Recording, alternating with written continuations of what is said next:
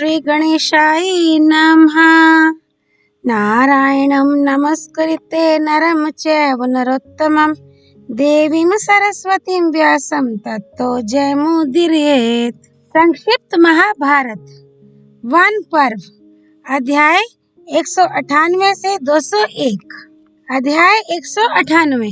स्वप्न में ब्राह्मण वेशधारी सूर्यदेव की कर्ण को चेतावनी।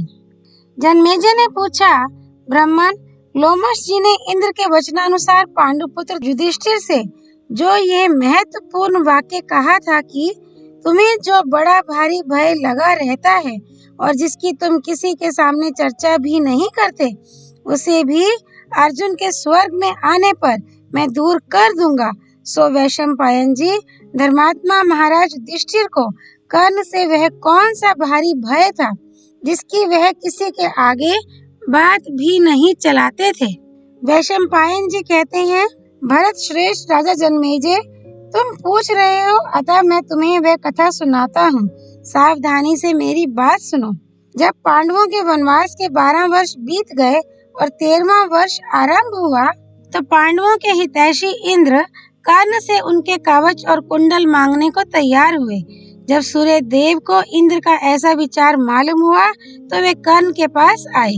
ब्राह्मण सेवी और सत्यवादी वीरवर कर्ण अत्यंत निश्चिंत होकर एक सुंदर बिछोने वाली बहुमूल्य सेज पर सोए हुए थे। सूर्य देव पुत्र स्नेहवश अत्यंत दयार्द्र होकर वेद वेता ब्राह्मण के रूप में स्वप्नावस्था में उनके सामने आए और उनके हित के लिए समझाते हुए इस प्रकार कहने लगे, सत्यवादियों में श्रेष्ठ महाबाहु कर्ण, मैं स्नेहवश तुम्हारे परम हित की बात कहता हूँ, उस पर ध्यान दो। देखो, पांडवों का हित करने की इच्छा से देवराज इंद्र ब्राह्मण के रूप में तुम्हारे पास कवच और कुंडल मांगने के लिए आएंगे। वे तुम्हारे स्वभाव को जानते हैं तथा सारे संसार को भी तुम्हारे इस नियम का पता है कि किसी सत्पुरुष के मांगने पर तुम उसकी अभिष्ट वस्तु दे देते हो और स्वयं कभी किसी से कुछ नहीं मांगते। किंतु यदि तुम अपने जन्म के साथ ही उत्पन्न हुए इन कवच और कुंडलों को दे दोगे तो तुम्हारी आयु क्षीण हो जाएगी और तुम्हारे ऊपर मृत्यु का अधिकार हो जाएगा। तुम सच मानो, जब तक तुम्हारे पास ये कवच और कुंडल रहेंगे, तुम्हें युद्ध में कोई भी शत्रु नहीं मार सकता। ये रत्न में कवच कुंडल अमृत से उत्पन्न हुए हैं, इसलिए यदि तुम्हें प्राण प्यारे हैं तो इनकी अवश्य रक्षा करनी चाहिए। कर्ण ने पूछा, भगवान, आप मेरे प्रति अत्यंत स्नेह दिखाते हुए मुझे उपदेश कर रहे हैं। यदि इच्छा हो तो बताइए, इस ब्राह्मण वेश में आप कौन हैं? ब्राह्मण ने कहा, हे तात, मैं सूर्य हूँ। मैं स्नेहवश ही तुम्हें ऐसी सम्मति दे रहा हूँ। तुम मेरी बात मानकर ऐसा ही करो, इसी में तुम्हारा विशेष कल्याण है। कर्ण बोले, जब स्वयं भगवान भास्कर ही मुझे मेरे हित की इच्छा से उपदेश कर रहे हैं तो मेरा परम कल्याण तो निश्चित ही है। किंतु आप मेरी ये प्रार्थना सुनने की कृपा करें। आप वरदायक देव हैं। आपको प्रसन्न रखते हुए मैं प्रेम पूर्वक ये निवेदन करना चाहता हूँ कि यदि आप मुझे प्यार करते हैं तो इस व्रत से मुझे विचलित ना करें। सूर्यदेव, संसार में मेरे इस व्रत को सभी लोग जानते हैं कि मैं श्रेष्ठ ब्राह्मणों को मांगने पर अपने प्राण भी अवश्य दान कर सकता हूँ। यदि देव श्रेष्ठ इंद्र पांडवों के हित के लिए ब्राह्मण का वेश धारण करके मेरे पास भिक्षा मांगने के लिए आएंगे तो मैं उन्हें अपने ये दिव्य कवच और कुंडल अवश्य दे दूंगा। इससे तीनों लोकों में जो मेरा नाम हो रहा है उसे बट्टा नहीं लगेगा। मेरे जैसे लोगों को यश की ही रक्षा करनी चाहिए, प्राणों की नहीं। संसार में यशस्वी होकर ही मरना चाहिए। सूर्य ने कहा, कर्ण, तुम देवताओं की गुप्त बातें नहीं जान सकते, इसलिए इसमें जो रहस्य है वह मैं तुम्हें नहीं बताना चाहता। समय आने पर तुम्हें वह स्वयं ही मालूम हो जाएगा। किंतु मैं तुमसे फिर भी कहता हूँ कि तुम मांगने पर भी इंद्र को अपने कुंडल मत देना, क्योंकि इन कुंडलों से युक्त रहने पर तो अर्जुन और उसका सखा स्वयं इंद्र भी तुम्हें युद्ध में परास्त करने में समर्थ नहीं है। इसलिए यदि तुम अर्जुन को जीतना चाहते हो तो ये दिव्य कुंडल इंद्र को कदापि मत देना। कर्ण ने कहा, सूर्यदेव, आपके प्रति मेरी जैसी भक्ति है वह आप जानते ही हैं, तथा ये बात भी आपसे छिपी नहीं है कि मेरे लिए अधेय कुछ भी नहीं है। भगवान, आपके प्रति मेरा जैसा अनुराग है वैसा प्रेम तो स्त्री, पुत्र, शरीर और सुहृदों के प्रति भी नहीं है। इसमें भी संदेह नहीं कि महानुभावों का अपने भक्तों पर अनुराग रहा ही करता है। अतः इस नाते से आप जो मेरे हित की बात कह रहे हैं उसके लिए मैं आपको सिर झुकाता हूँ और आपको प्रसन्न रखते हुए बार बार यही प्रार्थना करता हूँ कि आप मेरा अपराध क्षमा करें तथा मेरे इस व्रत का अनुमोदन करें, जिससे कि याचना करने पर मैं इंद्र को अपने प्राण भी दान कर सकूं। सूर्य बोले, अच्छा, यदि तुम अपने ये दिव्य कवच और कुंडल दो ही तो अपनी विजय के लिए उनसे ये प्रार्थना करना कि देवराज आप मुझे अपनी शत्रुओं का संहार करने वाली अमोघ शक्ति दीजिए, तब मैं आपको कवच और कुंडल दूंगा। महाबाहो, इंद्र की वह शक्ति बड़ी प्रबल है। जब तक वह सैकड़ों हजारों शत्रुओं का संहार नहीं कर लेती तब तक छोड़ने वाले के हाथ में लौटकर नहीं आती। ऐसा कहकर भगवान सूर्य अंतर्धान हो गए। दूसरे दिन जब समाप्त करने के अनंतर कर्ण ने वे सब बातें सूर्य नारायण से कही। उन्हें सुनकर भगवान भास्कर ने मुस्कुराकर कहा, ये कोरा स्वप्न ही नहीं है, सब सच्ची घटना है। तब कर्ण भी उन बातों को ठीक समझकर शक्ति पाने की इच्छा से इंद्र की प्रतीक्षा करने लगे। अध्याय 199। कर्ण की जन्म कथा, कुंती की ब्राह्मण सेवा और वर प्राप्ति। जन्मेजय ने पूछा, मुनिवर, सूर्य देव ने जो गुहे बात कर्ण को नहीं बताई वह क्या थी, तथा कर्ण के पास जो कवच और कुंडल थे वे कैसे थे और उसे कहाँ से प्राप्त हुए थे। तपोधन, ये सब बातें मैं सुनना चाहता हूँ, कृपया वर्णन कीजिए। वैशंपायन जी बोले, राजन, मैं तुम्हें वह सूर्य देव के गुहे बात बताता हूँ और ये भी सुनाता हूँ कि वे कवच और कुंडल कैसे थे। पुरानी बात है, एक बार राजा कुंती भोज के पास एक महान तेजस्वी ब्राह्मण आया। उसका शरीर बहुत ऊंचा था तथा मूछ, दाढ़ी और सिर के बाल बड़े हुए थे।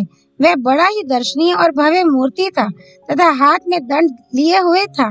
उसका शरीर तेज से चमक रहा था और मधु के समान पिंगल वर्ण था। वाणी मधुर थी तथा तप और स्वाध्याय ही उसके आभूषण थे।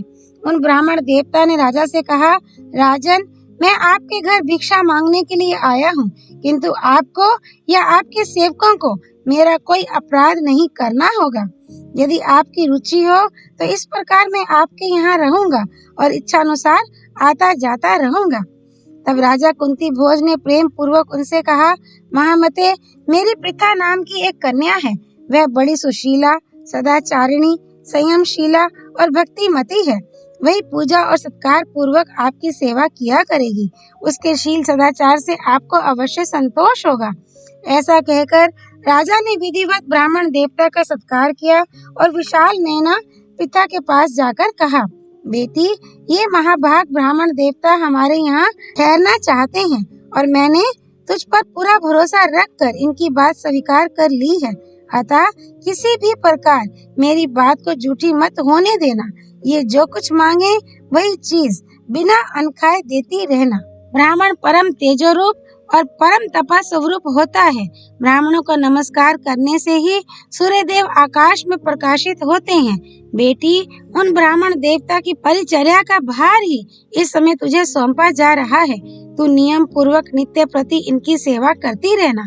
पुत्री, मैं जानता हूँ कि तेरा बचपन से ही ब्राह्मणों के, गुरुजनों के, बंधुओं के, सेवकों के, मित्र संबंधी और माताओं के तथा मेरे प्रति सब प्रकार आदरयुक्त बर्ताव रहा है। इस नगर में अथवा अंतःपुर में ऐसा कोई पुरुष नहीं जान पड़ता जो तुझसे असंतुष्ट हो। तू वृष्णि वंश में उत्पन्न हुई शूरसेन की लाडली कन्या है। तुझे बचपन में ही प्रीति पूर्वक राजा शूरसेन ने मुझे दत्तक रूप में दे दिया था। तू वसुदेव जी की बहन है और मेरी संतानों में सर्वश्रेष्ठ है। राजा शूरसेन ने ऐसी प्रतिज्ञा की थी कि अपनी प्रथम संतान में आपको दूंगा। उस प्रतिज्ञा के अनुसार ही उनके देने से तू मेरी पुत्री हुई। सो बेटी, यदि तू दर्प, दंभ और अभिमान को छोड़कर इन वरदायक ब्राह्मण देवता की सेवा करेगी तो अवश्य कल्याण प्राप्त करेगी। इस पर कुंती ने कहा, राजन, आपकी प्रतिज्ञा के अनुसार मैं बहुत सावधान रहकर इन ब्राह्मण देवता की सेवा करूंगी। ब्राह्मणों की पूजा करना तो मेरा स्वभाव ही है। इससे आपका प्रिय और मेरा परम कल्याण होगा।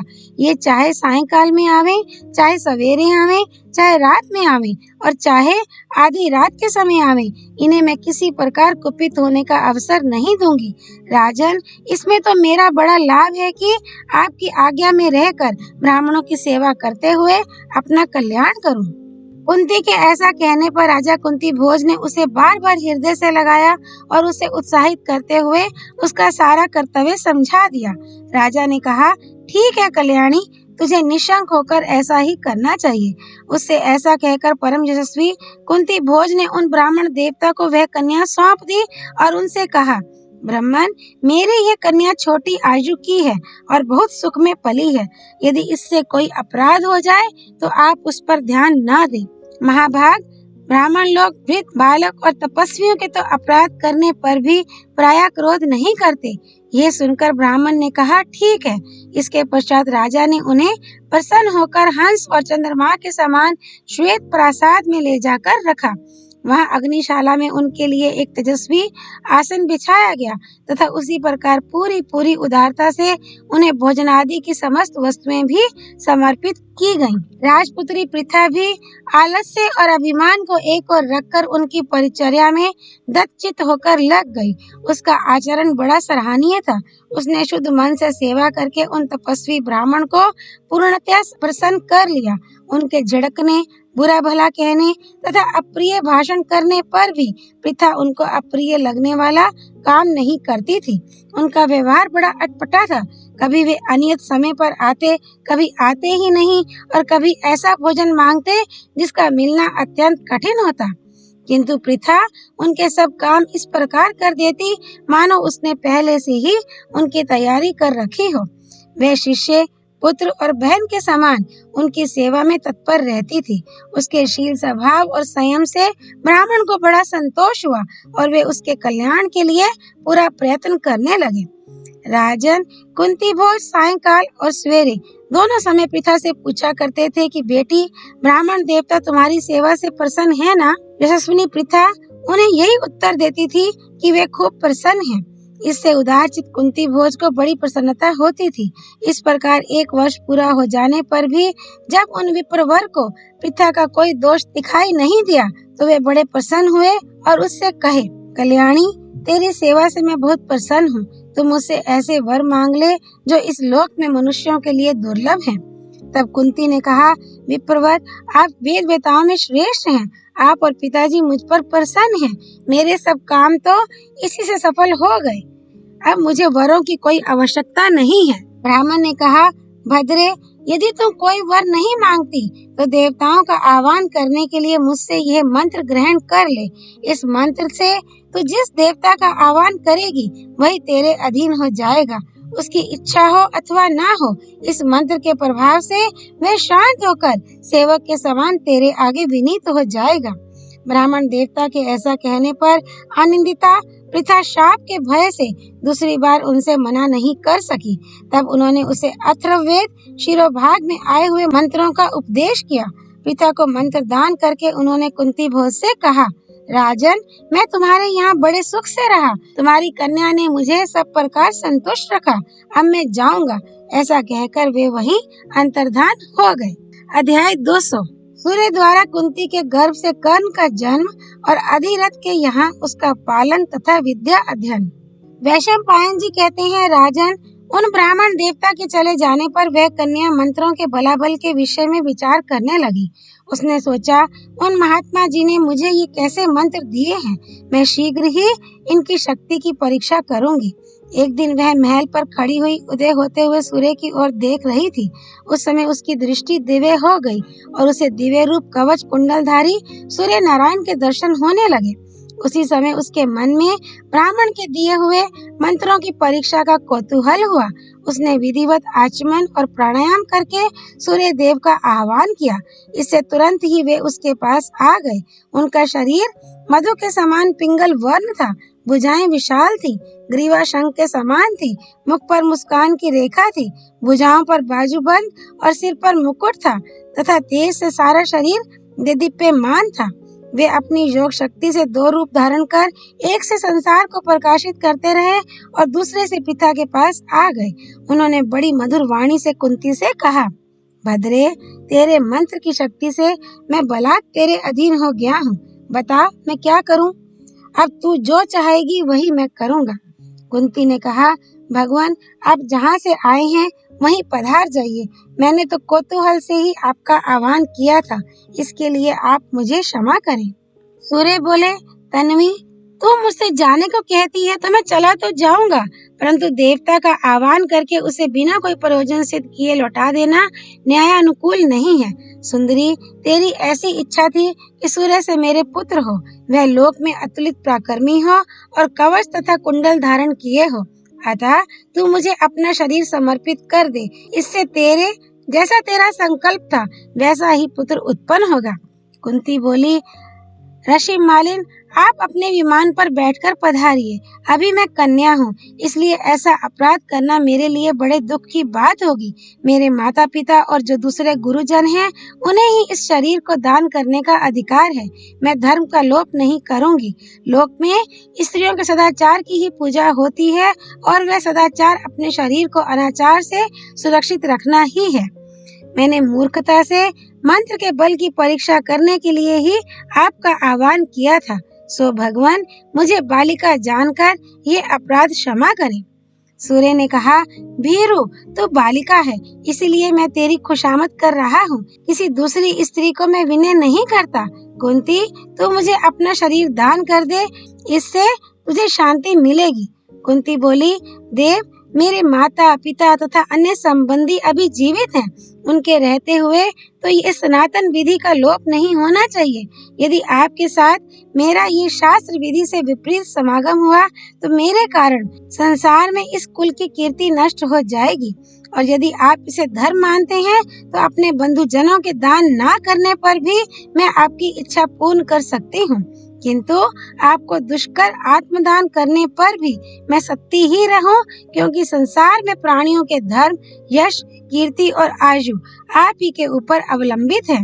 सूर्य ने कहा, सुंदरी, ऐसा करने से तेरा आचरण अधर्ममय नहीं माना जाएगा। भला लोगों के हित की दृष्टि से मैं भी अधर्म का आचरण कैसे कर सकता हूँ? कुंती बोली, भगवान, यदि ऐसी बात है और मुझसे आप जो पुत्र उत्पन्न करें वह जन्म से ही उत्तम कवच और कुंडल पहने हुए हो तो मेरे साथ आपका समागम हो सकता है, किंतु वह बालक पराक्रम, रूप, सत्व, ओज और धर्म से संपन्न होना चाहिए।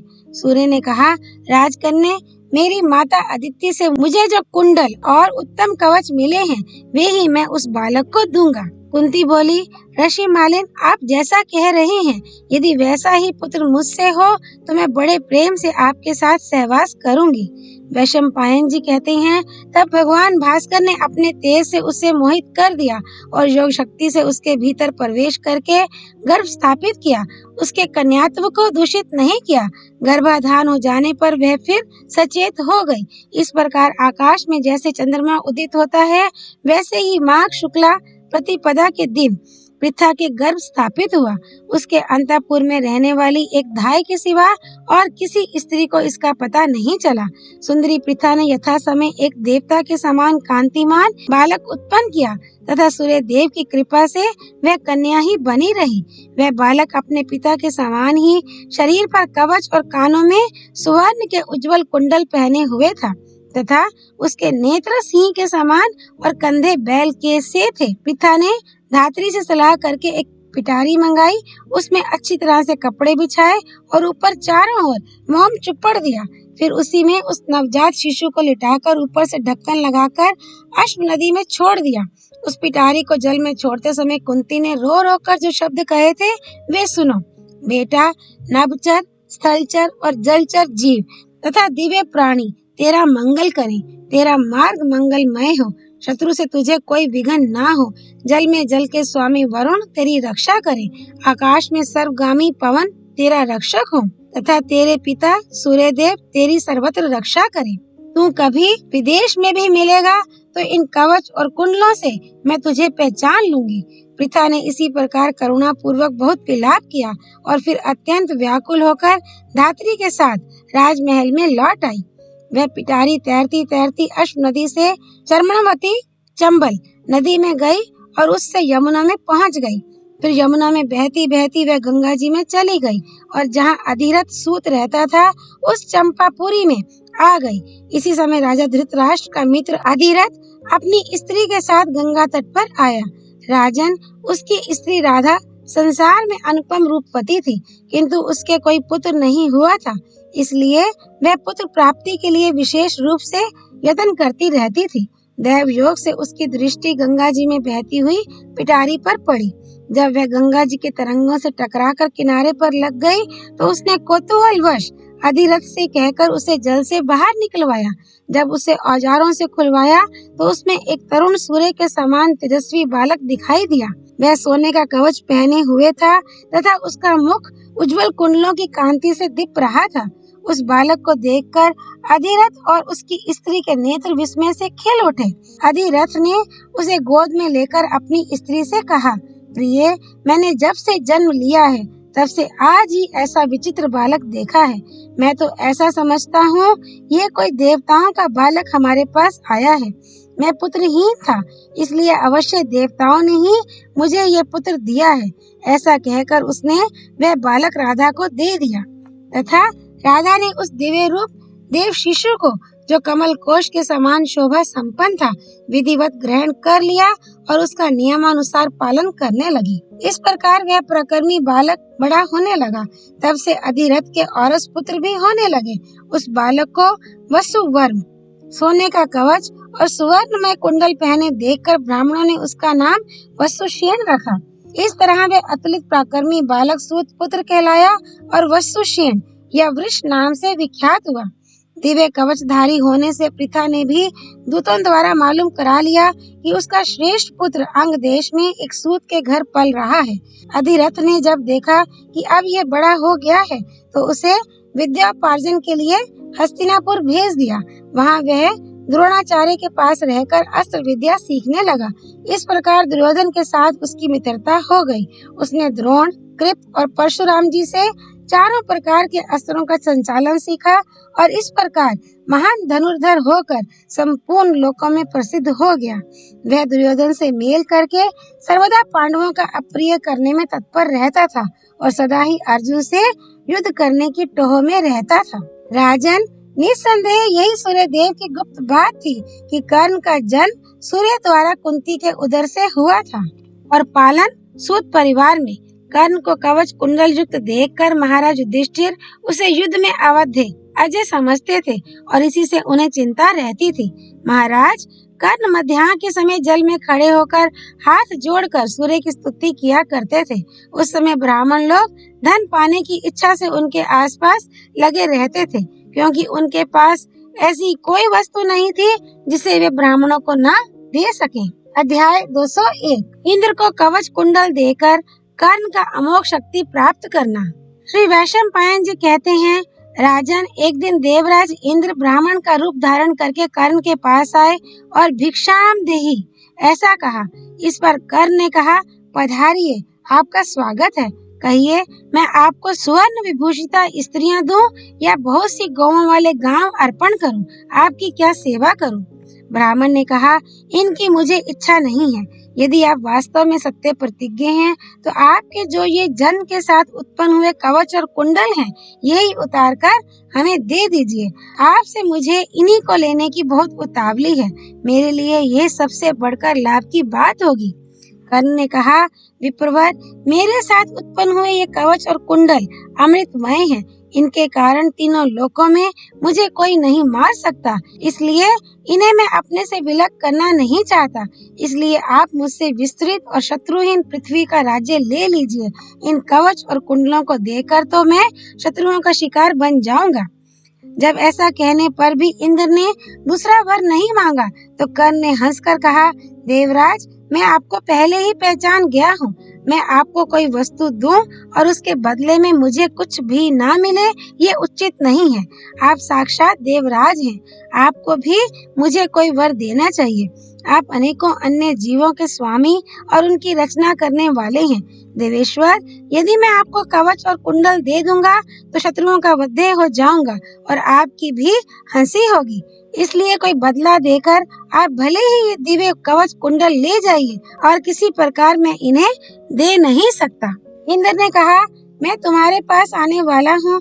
ये बात सूर्य को मालूम हो गई थी। निस्संदेह उन्हीं ने तुम्हें भी सब बातें बता दी होंगी। सो कोई बात नहीं, तुम जैसा चाहते हो वैसा ही सही। तुम एक वज्र को छोड़कर मुझसे कोई भी चीज मांग सकते हो।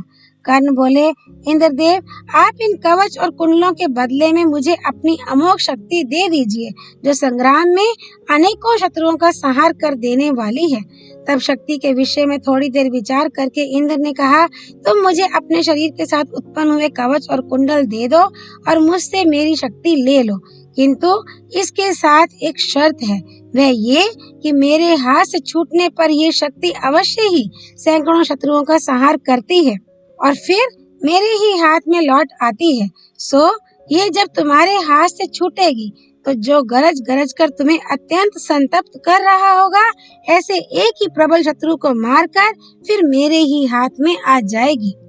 कर्ण ने कहा, देवराज, मैं भी केवल एक ही ऐसे शत्रु को मारना चाहता हूँ जो घनघोर युद्ध में गरज गरज कर मुझे संतप्त कर रहा हो और जिससे मुझे भय उत्पन्न हो गया हो। इंद्र बोले, तुम युद्ध में गरजते हुए एक प्रबल शत्रु को मारोगे तो सही, किंतु जिसे तुम मारना चाहते हो उसकी रक्षा तो भगवान श्री कृष्ण करते हैं, जिन्हें वेदज्ञ पुरुष, अजित, वराह और अचिंत्य नारायण कहते हैं। कर्ण ने कहा, भगवान, भले ही ऐसी बात हो, तथापि आप मुझे एक वीर का नाश करने वाली अमोघ शक्ति दीजिए, जिससे कि मैं अपने को संतप्त करने वाले शत्रु का संहार कर सकूं। इंद्र बोले, एक बात और है, यदि दूसरे शस्त्रों के रहते हुए और प्राणांत संकट उपस्थित होने से पहले ही तुम प्रमादवश इस अमोघ शक्ति को छोड़ दोगे तो ये तुम्हारे ही ऊपर पड़ेगी। कर्ण ने कहा, इंद्र, आपके कथनानुसार मैं आपकी इस शक्ति को बड़े भारी संकट में पड़ने पर ही छोड़ूंगा, ये मैं सच सच कहता हूँ। वैशंपायन जी कहते हैं, राजन, तब उस प्रज्वलित शक्ति को लेकर कर्ण एक डैने शस्त्र से अपने समस्त अंगों को छीलकर कवच उतारने लगे। उन्हें शस्त्र से अपना शरीर काटते और बार बार मुस्कुराते हुए देखकर देवता लोग दुंदुभियां बजाने लगे और दिव्य पुष्पों की वर्षा करने लगे। इस प्रकार अपने शरीर से उधेड़कर उन्होंने वह खून से भीगा हुआ दिव्य कवच इंद्र को दे दिया तथा दोनों कुंडलों को भी कान से काटकर उन्हें सौंप दिया। इस दुष्कर कर्म के कारण ही वे कर्ण कहलाए। इस प्रकार कर्ण को ठग कर और उन्हें संसार में यशस्वी बनाकर इंद्र ने निश्चय किया कि अब पांडवों का काम सिद्ध हो गया। इसके पश्चात वे हंसते हंसते देवलोक को चले गए।